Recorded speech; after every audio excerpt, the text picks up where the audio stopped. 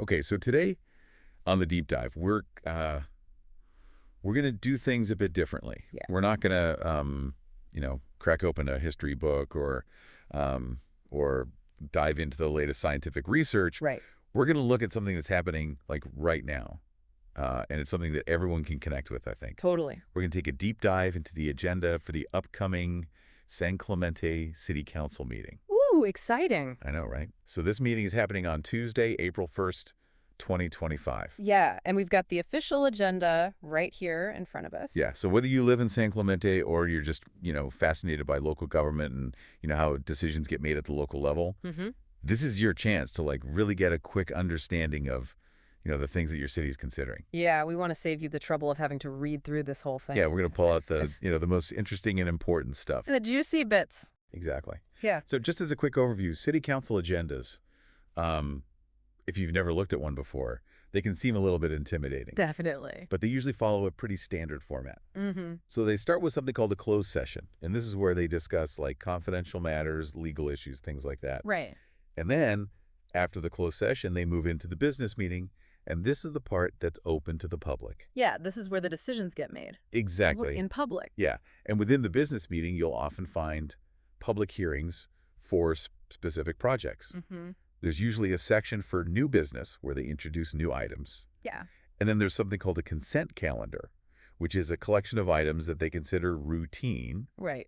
And they usually vote on those all together in one big chunk. Yeah, makes things a little bit faster. Yeah, exactly. And then usually at the end, there are some previews of like future agenda items and some informational reports. Keeps everybody in the loop.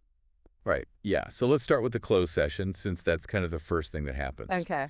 So in this particular agenda, there's an item about pending litigation, a lawsuit. Oh. And it's the city of San Clemente versus Purdue Pharma.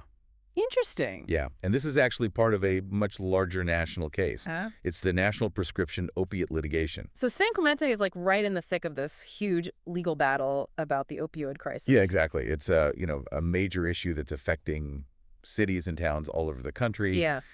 And San Clemente is, taking a stand trying to, do something about it. Absolutely. Okay, so also in the closed session, there's an item about a potential lease of city right-of-way. What does that mean? Okay, so right-of-way is basically like, land that the city owns. Okay. And often it's like, along a street or something. Mm-hmm. And this particular piece of land is between 242 and 218 Avenida Del Mar. Oh, okay. I know that area. Yeah, so it's right in the heart of downtown. Yeah, prime real estate. Exactly. And the city has appointed two negotiators to kind of hammer out the details of this potential lease. Who are they? Brian Brower and Samantha Wiley. Okay. And they're going to be meeting with a company called Introduction Unlimited, Inc. And what are they going to be talking about? Well, they're going to be discussing the price in terms of the lease, Right. how much it's going to cost, Right. how long the lease is going to be, all those nitty-gritty details. Yeah. Anyone who's ever tried to find parking on Avenida Del Mar knows that that land is like gold. Oh, yeah. So this discussion could really impact like the whole downtown area, Yeah. development, traffic, pedestrian access, all of that. Absolutely. Yeah. Yeah. So it's definitely something to keep an eye on. Yeah. Big implications. All right, so moving into the business meeting, which is the open part, Okay. one of the first things they outline are the rules for addressing council. Oh, this is important for anyone who's ever thought about like, speaking at a city council meeting. Yeah, exactly. So if you want to address the council, you have to fill out one of those blue speaker cards. I've seen those. Yeah, and if you want to speak about something that's actually on the agenda, you have to wait until that specific item comes up. Okay. But if you want to talk about something that's not on the agenda, then you have to speak during a section called oral communications. Right. And oral communications is actually divided into part 1 and part 2. Okay. Okay, so there are some rules about how much time you get to speak. Yeah, each speaker gets a maximum of 3 minutes. Okay. And for oral communications part 1, there's a total of 30 minutes for all the speakers combined. So if like a ton of people want to speak at a particular meeting, Yeah. then you might have to wait till part 2 to get your turn. Exactly. Yeah. And another thing to remember is that during oral communications, like the council can't just immediately take action on what you're saying, Right. but they can respond briefly or ask for clarification. Yeah. Or they can direct city staff to look into the issue. Mm-hmm. And maybe bring it back as like an actual agenda item at a future meeting. Exactly. Yeah. Yeah. So it's a way for the public to voice their concerns. Yeah, a way to get on the radar. Exactly. And then another procedural item that they mentioned early on is CEQA compliance. What's CEQA? So CEQA stands for the California Environmental Quality Act. Okay. And basically, it requires the city to assess, like, the potential environmental impacts of any actions or projects that they're considering. Oh, so they have to think about like, pollution, traffic, all that stuff. Exactly. Yeah, and the agenda will usually indicate, whether a CEQA determination has been made for a specific item. Okay, so if they think a project is exempt from CEQA, will they always say that on the agenda? What won't necessarily be stated explicitly, but the reasoning would be in the supporting documents. Got it. So you might have to dig a little deeper. Yeah, and this is important because, CEQA findings can sometimes be challenged legally. Oh, wow. So these challenges could actually change the course of a project. Exactly. Yeah, that's all about making sure that environmental considerations are, part of the decision-making process. Right, protecting the environment. Exactly. Smart. Okay, so then there's this section about disclosure of campaign contributions. What's that all about? Okay, so basically, if a city council member has received more than $500 in campaign contributions since January 1st, 2023, from an applicant or anyone with a financial interest in an agenda item, Okay. they might not be allowed to vote on that item. Interesting. So this is like to prevent conflicts of interest. Exactly. Yeah, and they also have to disclose those contributions publicly. So everybody knows where the money's coming from? Right. It's all about transparency and, making sure that financial contributions aren't influencing decisions. Right, keeping things fair. Exactly. Good. Okay, so now let's get into some of the specific items that are up for consideration. Okay, the good stuff. Yes, so the first public hearing is on a tentative parcel map for a 3-lot residential subdivision at 143 North La Esperanza. Okay, so this is a proposal to basically take an existing single-family lot and split it into 3 smaller lots. Yeah, exactly. And then they would build new homes on those lots. Yeah, so more houses. More houses, yeah. And the city staff is recommending that this project be exempt from CEQA. So they don't think it's going to have a significant environmental impact. Right, they're saying it's a minor land division. Okay. And the city council will be considering a resolution 2534 to approve this map. So for the people who live in that neighborhood, this could mean like, more neighbors. Yeah, definitely a change in the density of the neighborhood. And probably more traffic. Yeah, potentially. Yeah. Interesting. So it seems like the city staff thinks that the environmental impact is going to be pretty minimal. Yeah, that's their recommendation. But I wonder if the neighbors have raised any concerns about things like, parking or increased runoff. Yeah, that's a good question. And, those are the kinds of things that would normally be addressed in an environmental review. Right. But in this case, it seems like they're skipping that step. Yeah. We'll see what happens. Okay, so then we move into the new business section, and there's an item that really jumps out. Okay. It's about city commissioner and committee member term limits. Ooh, term limits. Yeah, and also a broader committee restructuring. So they're thinking about like changing up the whole committee system. Exactly, and this was actually brought forward by Mayor Pro Tem Enmeyer with support from Councilmember Loeffler at a previous meeting. Okay, so this has been brewing for a while. Yeah, it seems like it. What's the staff recommendation? Okay, so they're proposing to dissolve 2 existing committees, Which ones? the Coastal Advisory Committee and the Human Affairs Committee. Wow, so those committees would just be gone. Yeah, effective June 30th, 2025. And what about the other committees? So they're planning to come back to the City Council on April 15th to start recruiting for vacancies on all the city commissions and committees. Okay, so like a fresh start. Yeah, new terms would begin in July. So this is a pretty big shift in how the city gets input from residents on like key policy areas. Yeah, absolutely. It's interesting that they're thinking about dissolving the Coastal Advisory Committee. Yeah, I know, right? Especially since San Clemente is like, all about the coast.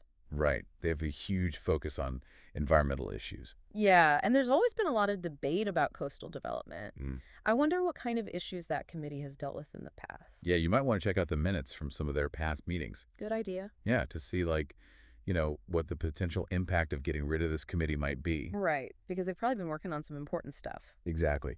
And there's also an ordinance being introduced, ordinance number 1789. Okay. And this is going to amend the city's municipal code. Oh, so they're actually changing the rules about these committees. Exactly. Yeah. So it's not just about getting rid of a couple of committees. Right, it's like a whole reorganization. Yeah. A total overhaul. And this could have a big impact on who gets to advise the city council on, like, important issues. Yeah, like coastal preservation, affordable housing, all sorts of things. Yeah, community well-being, all of that. Exactly. Wow. So this raises a big question for the community. What's that? How will these changes affect citizen engagement? Will people still feel like they have a voice? That's a great question. And will a streamlined committee structure make things more efficient, or could it actually limit the amount of input that the council gets? Right. Yeah, those are all things that the community needs to consider. Definitely. Okay, so the next item under new business is about the refunding of community facilities district bonds. What are those? Okay, so these are bonds that were issued for a specific district. In this case, it's the Marblehead coastal area. Okay. And they were originally issued in 2015 to pay for infrastructure improvements.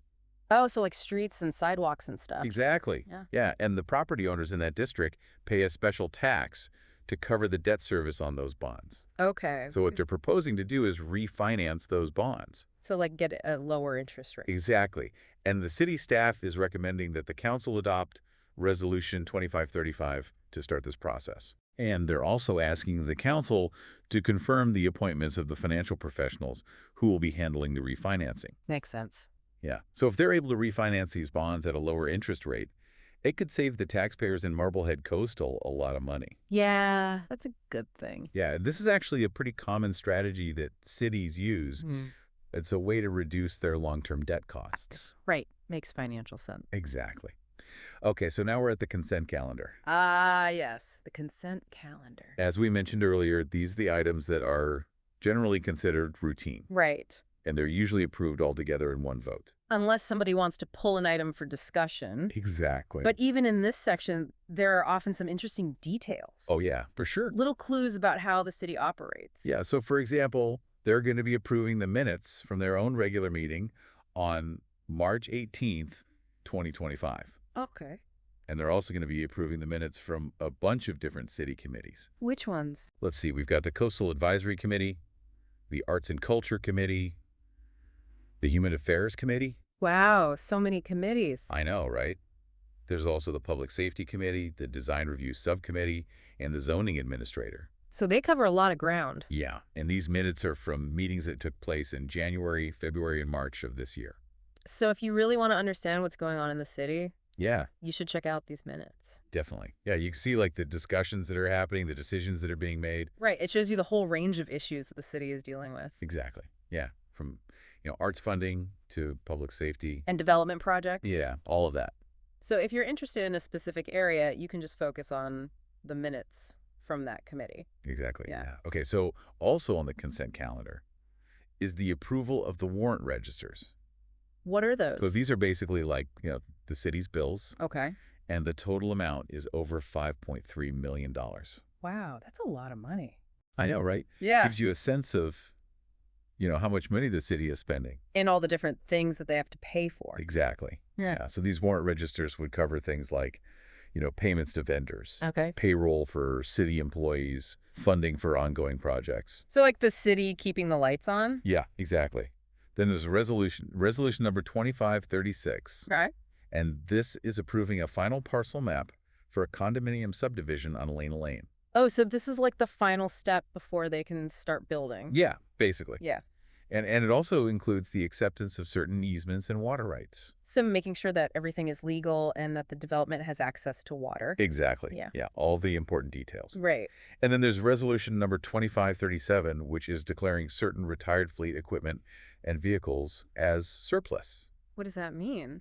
So basically it means they're getting rid of their old stuff. Oh. Yeah, and they're going to sell it through an auction company called J.J. Kane DBA Bay Ken Porter Auctions.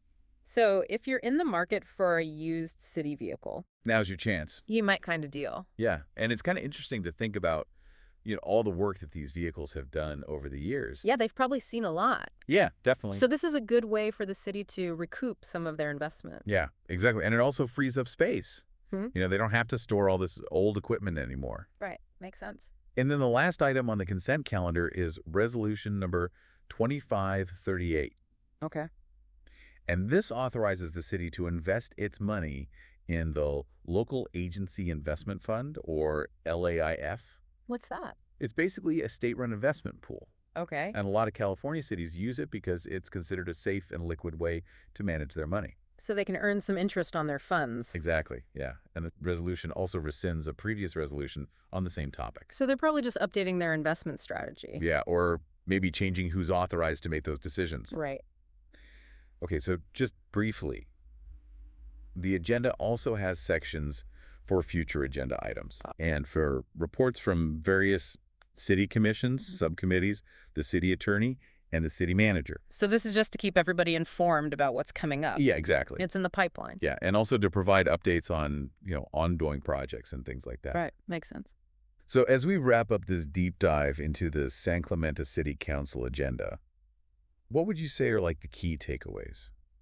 I think the biggest thing is the proposed restructuring of the city committees, Yeah, especially the potential dissolution of the Coastal Advisory Committee and the Human Affairs Committee. right. I mean, this could really change how the council gets input from residents. Yeah, absolutely. And the discussion about term limits for commissioners is also important Mhm. because it'll affect, who can serve on these committees and for how long. Right. And then beyond the organizational stuff, Yeah. we've got the potential lease on Avenida Del Mar, Right. which could change the face of downtown. Yeah, definitely. And then the new housing developments that are in the works. Yeah, like the ones on La Esperanza and Elena Lane. Exactly. Those are going to change the physical landscape of the city. Yeah, for sure. And then on the financial side, Mm-hmm. the refinancing of the Marblehead coastal bonds is a big deal. Yeah, it could save those taxpayers a lot of money. Exactly. So- So even though this agenda might seem like a boring document, Yeah. it actually gives us a lot of insight into the things that are shaping the future of San Clemente. Absolutely, yeah.